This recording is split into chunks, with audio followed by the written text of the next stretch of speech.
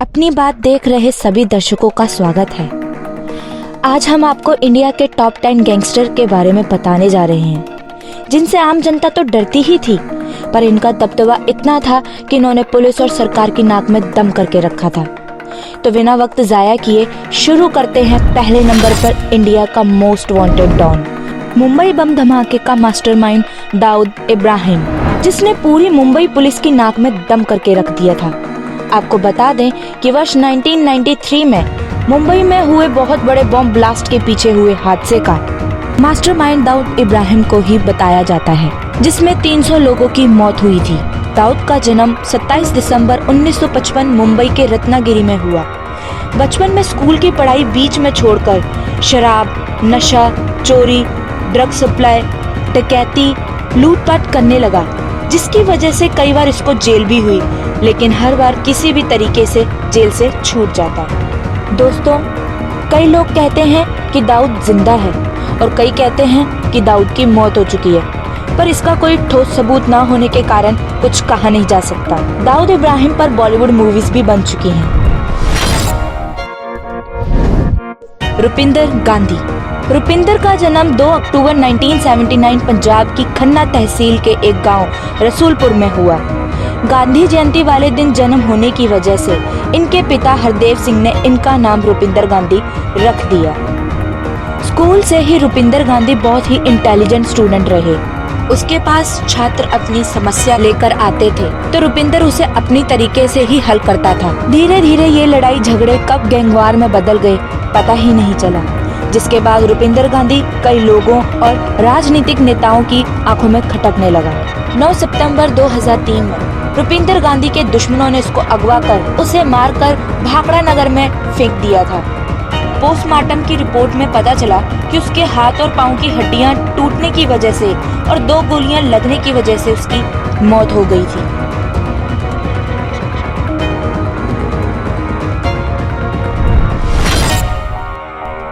उत्तर प्रदेश के आजमगढ़ में स्थित कस्बा सराय मीर की गलियों में कंचा खेलने वाला, जिसके पिताजी वकील थे, उनका दूसरा बेटा अब्बू सलीम एक अंडरवर्ल्ड डॉन है, जिसने 1993 में मुंबई को दहला देने वाले सीरियल बम धमाकों को अंजाम दिया था।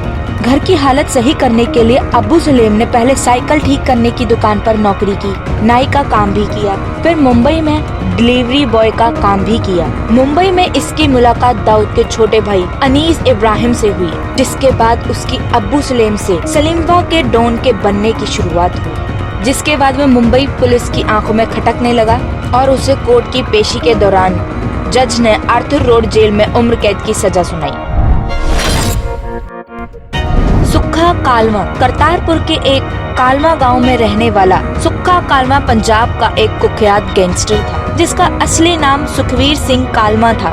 इस पर 45 से ज्यादा मामले दर्ज थे, जिसमें से 2 हत्या, 7 हत्या के प्रयास तथा 8 लूट के मामले थे। शुरुआत में सुक्खा दूसरे लड़कों की तरह सीधा साधा सा लड़का था। उसका सपना विदेश में जाना था। इसी बीच गांव में 2 लोगों की आपसी लड़ाई हुई और उस लड़ाई में सुक्खा का नाम नाजायज तौर पर पुलिस केस में आ गया, जिसके बाद सुक्खा जुल्म की दुनिया में आगे बढ़ता चला गया। सुक्खा लवली बाबा का कत्ल करके फरार हो गया था, जिसके बाद पुलिस ने सुक्खा को पकड़ लिया और नाभा जेल में डाल दिया। 21 जनवरी 2015 को जब पुलिस वाले सुक्खा की पेशी जलंधर अदालत में करवाने के लिए ले जा रहे थे, तभी फगवाड़ा के जमालपुर गांव के करीब कुछ दूसरे गैंगस्टर्स ने उनकी गाड़ी रोककर अंधाधुंध फायरिंग शुरू कर दी, जिसमें 60 से अधिक बार गोली लगने की वजह से सुक्खा की मौके पर मौत हो चुकी थी।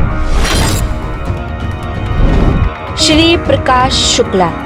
उत्तर प्रदेश में जब जब बदमाशों का नाम लिया जाता है तो उसमें श्री प्रकाश शुक्ला का नाम सबसे ऊपर आता है।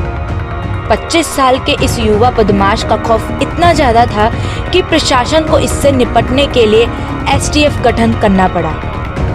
इस बदमाश ने उत्तर प्रदेश के मुख्यमंत्री को जान से मारने की सुपारी ले रखी थी। फिर उसने 1997 में बाहुबली राजनेता वीरेंद्र शाही को लखनऊ में दिन दिहाड़े मौत के घाट उतार दिया था। उसने बिहार सरकार के मंत्री ब्रिज बिहारी प्रसाद को सबके सामने बेखौफ होकर गोलियों से भून दिया था। 23 सितंबर 1998 को एसटीएफ के प्रभारी अरुण कुमार को सूचना मिली कि श्री प्रकाश दिल्ली से गाजियाबाद की तरफ आ रहा है। जैसे ही उसकी कार इंदिरापुरम के सुनसान इलाके में दाखिल हुई, एसटीएफ ने उसे घेर लिया। प्रकाश शुक्ला को सरेंडर करने के लिए कहा गया, लेकिन वह नहीं माना और उसने फायरिंग शुरू कर दी, जिसकी वजह से पुलिस ने भी फायरिंग की और उसमें श्री प्रकाश की मौत हो गई।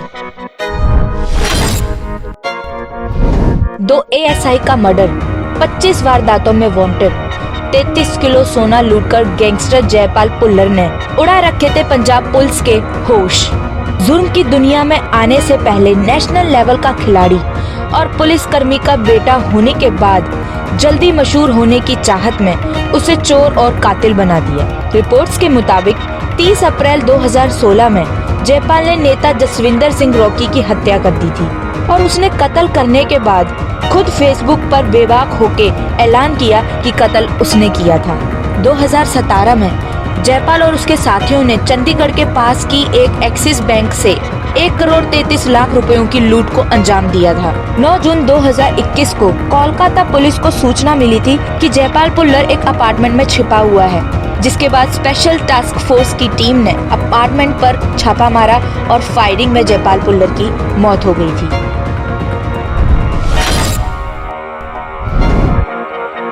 मुंबई में कई माफिया डॉन वजूद में आए, लेकिन एक ऐसा भी नाम है जिसने मुंबई अंडरवर्ल्ड को एक नई पहचान दी और ग्लैमर को अंडरवर्ल्ड के साथ लाकर खड़ा कर दिया। बाहुबली माफिया तस्कर हाजी मस्तान, जो मुंबई का पहला डॉन कहलाया गया। हाजी मस्तान का जन्म तमिलनाडु के कुडलर गांव में हुआ। इनके पिता एक किसान थे, पर घर की आर्थिक स्थिति बहुत ही खराब थी, जिसके बाद घर के हालात सही करने के लिए हाजी मस्तान मुंबई में डाक पर कुली का काम करने लगे। वहाँ पर काम करते इनकी मुलाकात गालिब शेख नाम के इंसान से हुई। गालिब ने मस्तान को बताया कि तुम डॉक पर काम करते वक्त जहाज से आए लोगों से कुछ खास सामान अपने कपड़े और थैले में छुपाकर बाहर लाना, बदले में तुम्हें अच्छे पैसे मिलेंगे। 10 साल के अंदर ही मस्तान ने समुंदर पर अपनी की जाने वाली तस्करी की दुनिया में अपना नाम बना लिया था। आपको बता दें कि मस्तान को फिल्मों का बहुत शौक था। पंजाब सहित कई राज्यों के लिए सिरदर्द बना कुख्यात गैंगस्टर था विक्की गौंडर। आपको बता दें कि विक्की गौंडर ही नाभा जेल ब्रेक का मास्टरमाइंड था। आपको जानकर हैरानी होगी कि गौंडर एक जमाने में डिस्क थ्रो का बेहतरीन खिलाड़ी हुआ करता था, पर उसे गलत संगति ने गैंगस्टर बना दिया था। नाभा जेल से फरार होने के बाद पुलिस विक्की को तलाश कर रही थी।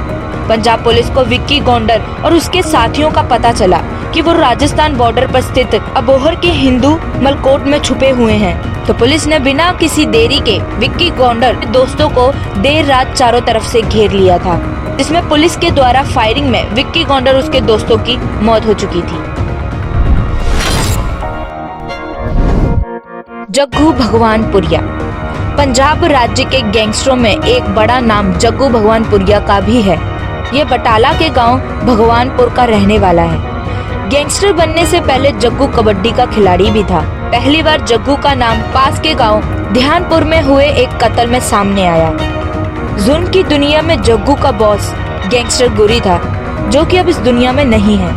जग्गू पर लूट, डकैती और हत्या के 26 से भी ज्यादा केस दर्ज थे। सन 2000 में जग्गू ने लव मैरिज भी की थी, पर शादी के 3-4 महीने बाद उसे भगोड़ा घोषित कर दिया था। उसने अमृतसर के गैंगस्टर बब्बा का कत्ल कर दिया था।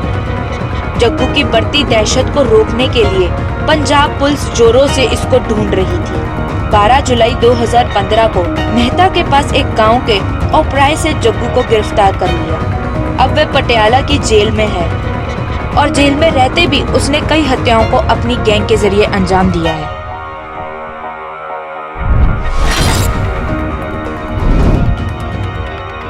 विकास दुबे फिरौती, प्रॉपर्टी डीलिंग, वसूली और कई अन्य गैर कानूनी तरीकों से पैसे कमाने वाला विकास दुबे शातिर अपराधी था। वह पुलिस पर हमला करके फरार हो जाता था। कानपुर शूटआउट के बाद वह उत्तर प्रदेश का मोस्ट वांटेड अपराधी बन चुका था। वह मामूली सी बात पर ही छोटे बच्चों से लेकर बुजुर्गों को बेरहमी से पीटता था। हाथ पैर तोड़ना उसके लिए मामूली बात थी। विकास दुबे की राजनीति में काफी रुचि थी, वे 2015 में नगर पंचायत का चुनाव भी जीता था। उसने थाने में एक संतोष शुक्ला की हत्या कर दी थी, जिसकी वजह से उसे जेल भी हुई थी। उसने एक प्रिंसिपल की भी हत्या की थी, जिसमें उसको आजीवन कारावास की सजा सुनाई गई थी और उसको सत्तारूढ़ दल के एक नेता ने जेल से बाहर निकलवा लिया था, जिसके बाद उसने 8 पुलिस वालों की हत्या कर दी थी। उसे यूपी के 75 जिलों की पुलिस पकड़ने के लिए कड़ी मशक्कत कर रही थी। विकास दुबे की मौत एक पुलिस एनकाउंटर में कर दी गई थी। ब्यूरो रिपोर्ट, अपनी बात।